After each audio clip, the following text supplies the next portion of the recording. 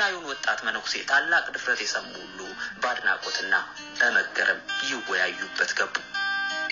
በተሰራጨው በዚህ ጽሑፍ ክፉኛ የተቆጡት የካቶሊክ ቤተክርስቲያን ጳጳሳትና መነኮሳት ብዙዎች በምድር የክርስቶስ እንደራሴ ብሎ የሚጠሩትን የቤተክርስቲያኒቱን ፖፕ የሚዳፈርና በኃጢአት ለምትሰቃይ ነፍስ ስርየት የመስጠት ስልጣናቸውን የሚያቃልል ነው ብለው ተቃውሟቸውን አሰሙ።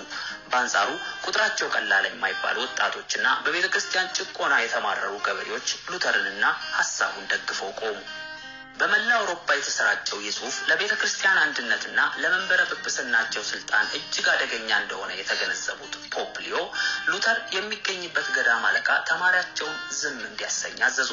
የገዳሙ አለቃም መነኮሳት ሁሉ በተሰበሰቡበት ሉተርን ጠርቶ የሚያስተምረውን የክህደት ትምህርት እንዲያቆም አስጠነቀቀው። ሉተር ግን ከጀመረው መንገድ የሚያፈገፍግ አልሆነም። የሉተር ምላሽ እንደ ቀድሞ የለም አልተሳሳትኩም የስርየት ወረቀት ሽያጭ ብሎ ነገር ከቅዱሳት መጻሕፍት ዕውቅናና ድጋፍ ውጪ ነው የሚል ሆነ። ሉተር ይህን ለክርስትና ባዕድ የሆነ ልማድ የተቃወመባቸው ምክንያቶች በዝርዝር ሲያስረዳ ቀዳሚው ልምምዱ መጽሐፍ ቅዱሳዊ መሰረት የለውም የሚለው በቅዱሳት መጻሕፍት ውስጥ ኃጢአትን የሚያስተሰሪ እግዚአብሔር ብቻ መሆኑ በግልጽ ተጽፎ ሳለ እንደ ሁላችንም ሰው ከሰውም እንደኛው ኃጢአተኛ የሆነው ፖፕ ሊዮ ራሱን በእግዚአብሔር ቦታ አስቀምጦ በገንዘብ በሚገዛ የስርየት ወረቀት አማካይነት የኃጢአትን ይቅርታ አስገኛለሁ ማለቱ በመለኮት ላይ የተቃጣ ስድብ ነው ሲል ተቃውሞን አሰማ።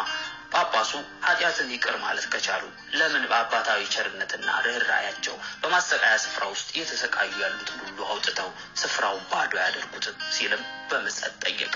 ሁለተኛው የሉተር መከራከሪያ የስርየት ወረቀት ግዢ እውነተኛ ንስሐን ከማበረታታት ይልቅ በተቃራኒው ኃጢአትን ያበረታታል የሚል ነበር።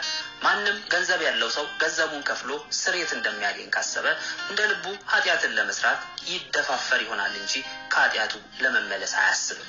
ለድሃው ደግሞ ሊሸከመው የማይችለው የቤተ ክርስቲያን የብዝበዛ ስልት ነው ሲልም ተቃውሞን በቃልና በጽሑፍ አሰማ። የሉተርን ትምህርት መስፋፋት ለመግታት ፖፕ ሊዮ ሉተር ትምህርቱን በአስቸኳይ እንዲያስተባብል የ60 ቀናት ጊዜ ሰጡት። በዚህን ጊዜ ያሳደገችው ቤተክርስቲያን እንዳትከፋፈል ሉተር በኃላፊነት ስሜት እንዲያስብበት በብዙ አባታዊ ቃላት የተሞላ መልእክት ላኩበት። ሉተር መልሶ ትሕትናና አክብሮት የሞላበት ደብዳቤ ጻፈላቸው። ያስተማረውን ትምህርት በተመለከተ ግን በቅዱሳት መጻሕፍት ካልተሞገተ በቀር እምነቱን እንደማይለውጥ ቁርጥ ያለ አቋሙን አሳወቀ። በዋናነት የስርየት ወረቀት ሽያጭን ከተቃወመበት ጽሑፉ በተጨማሪ ሉተር ሌሎችንም መጽሐፍ ቅዱሳዊ ድጋፍ የሌላቸውን የትምህርትና የልምምድ ዝንፈቶችን የሚቃወሙ መጽሐፍትን መጽሐፉን ቀጠለ። ስለ ምስጢራተ ቤተክርስቲያን The Babylonian Captivity of the Church በሚል ርዕስ በጻፈው መጽሐፉ ከምስጢረ ጥምቀትና ከምስጢረ ቁርባን ውጭ ያሉት ሌሎቹ የቤተክርስቲያን ስርዓቶች በሙሉ መጽሐፍ ቅዱሳዊ እንዳልሆኑና ይልቁን ቤተክርስቲያን በአማኞች ጫንቃ ከባድ ሸክም ተብትባ የጫነችባቸው ናቸው ሲል ጠንካራ ትችት ሰነዘረ። የቅዱስ ቁርባን ስርዓትን አንስቶም ህብስቱና ወይኑ በቀጥታ ወደ ክርስቶስ ስጋና ደም ይለወጣሉ የሚለውን አስተምህሮን በመቃወም የካቶሊክ ቤተክርስቲያን ለአማኞች ህብስቱን ብቻ በመስጠት ጽዋውን የምትከለክልበትን ልማድ አወገዘ። እሱ በሚያገለግልበት ቤተክርስቲያን ውስጥ በቁርባን ጊዜ ሁለቱንም ለምዕመናን መስጠት ጀመረ። ፖፕ ሊዮ የሉተርን ትምህርት በሙግት ማሸነፍ እንዲቻል በማሰብ ዕውቁን ጀርመናዊ የነገረ መለኮት ሊቅ ጆን ቮን ኤከን ጠርተው ጥቃት የደረሰበትን የቤተክርስቲያንን ትምህርት እንዲከላከል ጠየቁት። ኤክ በህዝብ ፊት ከሉተር ጋር ሙግት ሲገጥም የፖፑን ቃልና የቤተክርስቲያንን ጉባኤያት እያጣቀሰ የስርየት ወረቀት ሽያጭ ቅቡልነት ያለው ተግባር ነው ብሎ ተከራከረ። ሉተር ግን የፖፑንም ሆነ የቤተክርስቲያን ጉባኤያትን ሕጸጽ አልባ እንደሆኑ እንደማያምንና በቅዱሳት መጻሕፍት ስልጣን ላይ ብቻ የቆመ ሙግት እንደሚቀበል ተናገረ። የትኛውም የቤተክርስቲያን አስተምሮና ልምምድ የመጨረሻው የበላይ ዳኛ መጽሐፍ ቅዱስ ብቻ ነው የሚለው የሉተር ቃል ከሱ በፊት የነበሩት ጆን ዊክሊፍና ጆን ሁስ ያስተማሩት ነበር። ይህም በኋላ ላይ ሶላ ስክሪፕቱራ በሚል ከፕሮቴስታንት አማድ አስተምሮች አንዱ ሆኖ የወጣው ነው።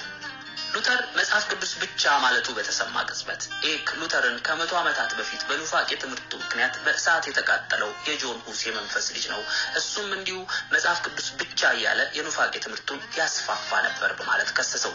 ጠቅላላው ሙግት ግን ያለ ልባት ተበተነ። በመጨረሻም ጥር 3 1521 ዓ.ም ፖፑ ሉተርን ለመጨረሻ ጊዜ አውግዘው ከቤተክርስቲያን ለዩት። በመላ አውሮፓ ወደሚገኙ እንደራሴዎቻቸውና የአውሮፓ ነገስታት መልእክት በመላክም ሉተርን እንዲያወግዙና የትምህርቶቹን ስርጭት እንዲገቱ በተገኘበት ስፍራም የቅጣት እርምጃ እንዲወሰድበት ትእዛዝ አስተላለፉ። በተላለፈው ግዘት ምዕመናን ሁሉ የሉተርን ጽሑፎች እንዳያነቡ እያተሙ እንዳያባዙና ጽሑፎቹ በተገኙበት ሁሉ ያለ ቅድመ ሁኔታ እንዲቃጠሉ ታዘዙ። ይሁን እንጂ አብዛኞቹ ነገስታትና ልዑላን ለሉተር ቀና አመለካከት ነበራቸው። የትውልድ ስፍራ የሆነችው የሳክሶኒ ግዛት ልዑል ጠቢቡ ፍሬድሪክ ሉተርን ከየትኛውም ከቤተ ክርስቲያን ሊቃጣበት ከሚችል ጥቃት ለመከላከል በቤተ መንግስቱ አካባቢ በሚገኝ ዋሻ ውስጥ ወስዶ ሸሸገው። የታደሱ ሐሳቦቹ በሚያስደንቅ ፍጥነት በጀርመንና በሌሎች የአውሮፓ ሀገራት መስፋፋታቸው በመቀጠላቸው የፖፑ ግዘት የወረቀት ጽሑፍ ብቻ ሆኖ ቀረ። ሉተር በፖፑ ፊት ቀርቦ ጉዳዩ በሚገባ ሳይመረመር መወገዙ ብዙዎቹ ነገስታትና ልዑላን ማስከፋቱን የተረዳው የሮሙ ንጉሠ ነገሥት ቻርልስ አምስተኛ ከውግዘቱ ጥቂት ሳምንታት በኋላ የአውሮፓ መሳፍንትና መኳንንትን ወርምስ ወደሚባል የጀርመን ከተማ በመጥራት ሉተር በስብሰባው ላይ ተገኝቶ ስላሰራጨው ትምህርት እንዲጠየቅና ማብራሪያ እንዲሰጥ ጥሪ ያደረገለት። በተገኘበት ስፍራ እርምጃ እንዲወሰድበት የሚል ትዕዛዝ የተላለፈበት ሉተር ወደ ወርምስ መሄዱ ሕይወቱን ለአደጋ እንደሚያጋልጥ ያሰቡት ወዳጆቹ እንዳይሄድ ሊያግባቡት ሞክረው ነበር።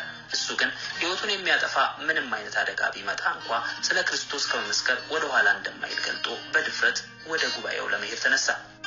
ብዙ ሺህ ሕዝብም ተከትሎት የሉተርን ቃል ለመስማት ወደ ወርምስ ነጎደ።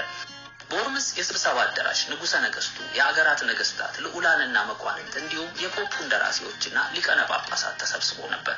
ሉተር ወደ አዳራሹ ውስጥ ገብቶ የተወሰነለት ስፍራ ላይ ከቆመ በኋላ በፊቱ የተደረደሩ ጽሑፎች በእርሱ የተጻፉ መሆናቸውን እንዲያረጋግጥ ተጠየቀ። አዎን የጻፍኳቸው እኔ ነኝ በማለትም የእምነት ቃሉን ሰጠ። በእነዚያ መጽሐፍት የሰፈሩት ኃይለ ቃሎች ስህተት መሆናቸውን ይቀበል እንደሆነም ተጠየቀ። ቀጣዩ መልስ በሕይወት መቆየት አለመቆየቱን የሚወስን ይመስላል። በዚህ መንገድ የፖፑንና የቤተ ክርስቲያንን ስልጣን የተገዳደሩ በሙሉ የሞት ጽዋ ሲጎነጩ እንደኖሩ ሉተርም ሆነ በዚያ የተሰበሰበው ሰው ሁሉ ጠንቅቆ የሚያውቀው ጉዳይ ነው። ሉተር በቀረበለት ወሳኝ የሞት ሽረት ምርጫ ፊት ተፋጠጠ። ለተጠየቀው ጥያቄ መልስ ለመስጠት ተጨማሪ ቀናት እንዲሰጡት ጉባኤውን ጠየቀ። ንጉሠ ነገሥቱ የአንድ ቀን ጊዜ ሰጠውት ስብሰባውን ፈቱት። በነጋታው ሚያዝያ 18 1521 ዓ.ም ሉተር ለአንዴና ለመጨረሻ ጊዜ በስብሰባው አዳራሽ ተገኝቶ በታሪክ ሲታወስ የሚኖረውን የመጨረሻ ቃሉን አሰማ። My conscience is captive to the word of God. To go against conscience is neither right nor safe.